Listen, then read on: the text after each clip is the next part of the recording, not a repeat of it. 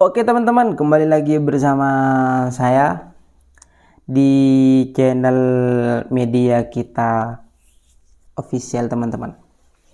Oke teman-teman, dari kemarin-kemarinnya banyak yang nanya part 2-nya mana bang, lanjutannya mana bang. Nah, maka dari itu saya akan bahas pada kesempatan kali ini teman-teman. Kemarin kita belajar mulai dari email ya, dari email, terus belajar tentang cara setting akun YouTube. Nah, yang selanjutnya teman-teman, saya akan membahas tentang gimana caranya untuk membuat konten teman-teman. Intinya seputar konten. Konten apa sih yang harus kita upload? Tentang apa yang harus kita upload? Maka saya akan bahas pada video kali ini teman-teman. Tapi sebelumnya, yang belum subscribe, yang belum komen, monggo teman-teman, sambil di komen-komen, sambil di subscribe teman-teman ya. Oke teman-teman, langsung saja ya. Saya akan membahas tentang konten teman-teman. Kemarin kan sudah dibahas bahwasanya ketika punya channel YouTube itu harus punya tema dan ide konten. Tema konten dan ide konten. Nah, maka dari itu bionya harus disesuaikan dengan tema dan ide kontennya. Seperti itu. Membahas tentang konten, konten itu ada dua.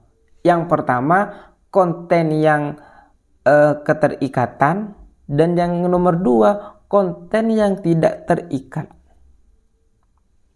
Gitu teman-teman. Apa konten yang ada keterkaitan atau ada terikatnya? Konten yang terikat yaitu konten yang berkaitan dengan waktu. Dengan waktu, musim, dengan yang lainnya. Contoh, sekarang viral tentang Valen. Maka dari itu buatlah konten yang berkaitan dengan Valen. Karena kenapa? Valen kan sekarang lagi marah-marahnya viral. Maka sembian semuanya itu cari konten-konten yang berkaitan dengan Valen. Seperti itu. Cobalah Valen. Cobalah cari konten-konten yang berkaitan dengan Valen. Pasti tembus. Itu konten yang berkaitan. Minusnya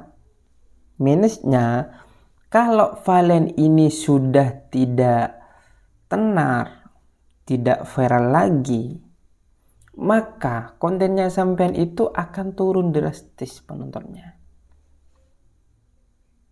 Seakan-akan ada musim-musiman. Minusnya adalah ketika Valen itu viral, kemungkinan besar itu penontonnya pasti naik. Gitu. Plus minusnya konten yang terikat. Yang nomor dua, konten yang tidak terikat oleh apapun. Jadi entah entah itu musim ndak musim, siang malam jam berapapun pasti banyak yang nonton. Kayak apa sih konten yang tidak terikat dengan apapun? Contoh yang pertama, tentang edukasi. Semisal tentang pendidikan. Itu kan sebelum kita lahir memang tentang pendidikan itu sudah ada. Yang namanya pendidikan tidak ada akhirannya. Tetap berlanjut. Contoh lagi, itu kan lebih ke lebih ke pendidikan. Contoh lagi konten yang tidak terikat, yang banyak penontonnya, yaitu doa-doa. Terus murotal. Doa-doa dan murotal itu tidak terikat dengan waktu, tidak terikat dengan zaman. Semuanya itu tidak terikat dengan apapun. Jadi tidak ada musim-musiman, kapan saja bisa ditonton. Bahkan kalau konten yang seperti itu, FYP-nya itu akan rata-rata ya, FYP-nya itu ketika nguploadnya sudah lama. Intinya semakin lama semakin FYP. Itu konten yang tidak terikat dengan waktu. Plusnya di situ. Rata-rata semakin lama semakin FYP. Apalagi di awal sudah FYP, semakin lama pasti akan FYP. Gitu teman-teman. Jadi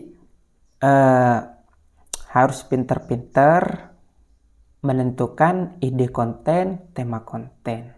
Entah sampean itu mau buat konten yang terikat dengan waktu, monggo.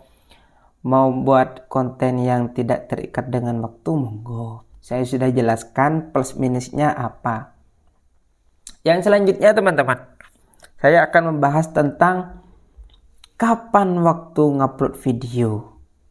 Nah, ini banyak yang teman-teman tanyakan kepada saya. Kapan waktu ngupload video? Terus video apa yang saya harus upload? Nah, ini kembali konten lagi teman-teman. Saran saya sesuai dengan pengalamannya saya. Kalau menurut saya ya, semuanya upload teman-teman. Semuanya upload.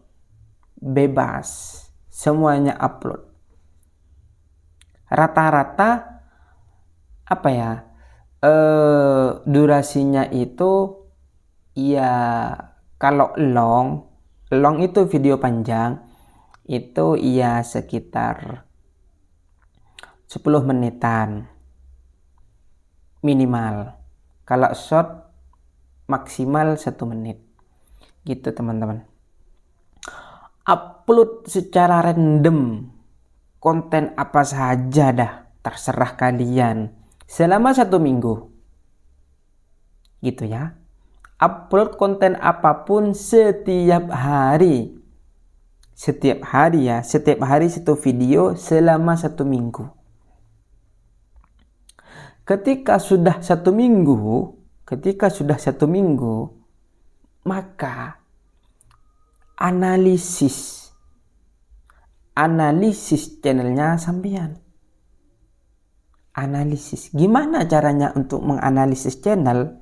Kalian wajib upload yang namanya kalian wajib download yang namanya YouTube Studio.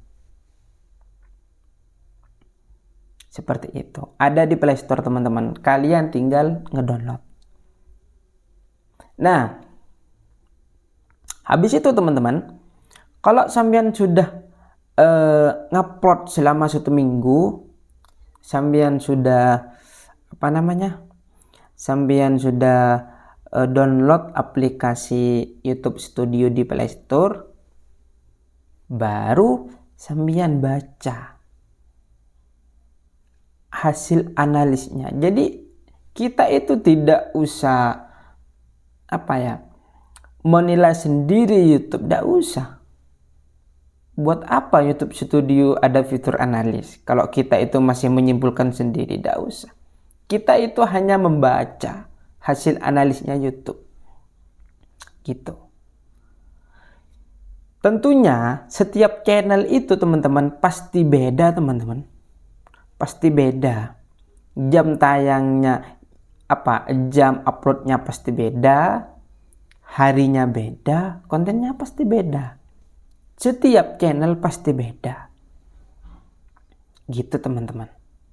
Jadi kalau sampean nanya ke saya kapan waktu upload dan konten apa yang saya harus upload, itu saya tidak bisa memfokuskan satu tema, satu waktu, tidak. Yang bisa menentukan adalah kalian sendiri dengan cara membaca analis channelnya sampean. Gitu. Nah, pertanyaannya gimana cara untuk menganalis channel kan? Pertanyaannya, caranya adalah sampean buka aplikasi YouTube Studionya, terus ada fitur analis. Scroll ke bawah teman-teman, cari yang namanya referensi penonton gitu. Mulai dari siapa yang nonton, terus konten apa yang sering FYP, terus jamnya jam berapa, yang yang orang-orang nonton, terus harinya hari apa gitu.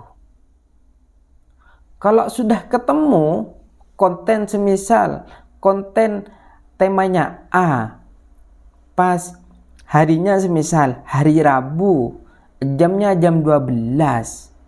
Nah, ya udah teman-teman, kalian itu buat konten A, uploadnya hari Rabu, jamnya jam 12. Saya jamin pasti tembus, pasti FYP. Gitu teman-teman. Ini trik yang paling ampuh yang saya lakukan teman-teman. Seperti itu. Jadi kalau semisal ada orang menyarankan jam sekian kalau ngupload video itu pasti FYP, jangan. Setiap channel itu pasti beda. Pasti beda. Intinya harus sering-sering, harus selalu meriset, harus fokus ke hasil analis di YouTube Studio. Jadi analis YouTube Studio itu seakan-akan bagaikan petunjuk arah gitu. Sepinter apapun kalian tentang YouTube, sebagus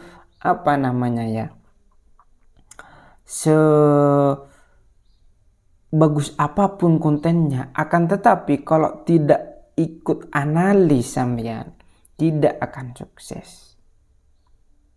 Coba buktikan. Gitu. Jadi kalian itu ikut hasil analis dari YouTube Studio dah. Nggak usah kemana-mana, fokus di situ sampean. Kalau dari analis disuruh yang FYP tentang B, ya udah upload tentang yang B terus gitu. Terus harinya hari Rabu misalnya, ya udah upload hari Rabu, jamnya jam 12, ya udah upload di hari tersebut. Jadi kalau sampean tidak ikut hasil analis, seakan-akan sampean itu berjalan yang tanpa arah. Jadi seakan-akan analis YouTube Studio itu arahan gitu, arah, petunjuk arah channelnya sampean gitu. Kalau sampean ini tidak mengikuti arah, ya bagaimana nyampe kesuksesan YouTube? Ndak kira sukses sampean, ndak kira nyampe Seperti itu teman-teman. Oke teman-teman, saya rasa video untuk kali ini saya rasa cukup karena ini sudah 15 menit, tidak terasa sudah 15 menit teman-teman. Oke teman-teman, jangan lupa di subscribe, jangan lupa di komen teman-teman ya. Jangan lupa di komen, nanti coba komen teman-teman, kalian mau minta pembahasan apa di pertemuan berikutnya. Oke teman-teman, terima kasih semuanya sudah menonton video lengkapnya saya. Semoga teman-teman semuanya sukses di YouTube, dan semisal ada apa-apa teman-teman silahkan DM ya, khususnya di komen teman-teman. Saya pasti akan membaca komennya, akan membalas teman-teman. Oke teman-teman, terima kasih. Wassalamualaikum warahmatullahi wabarakatuh.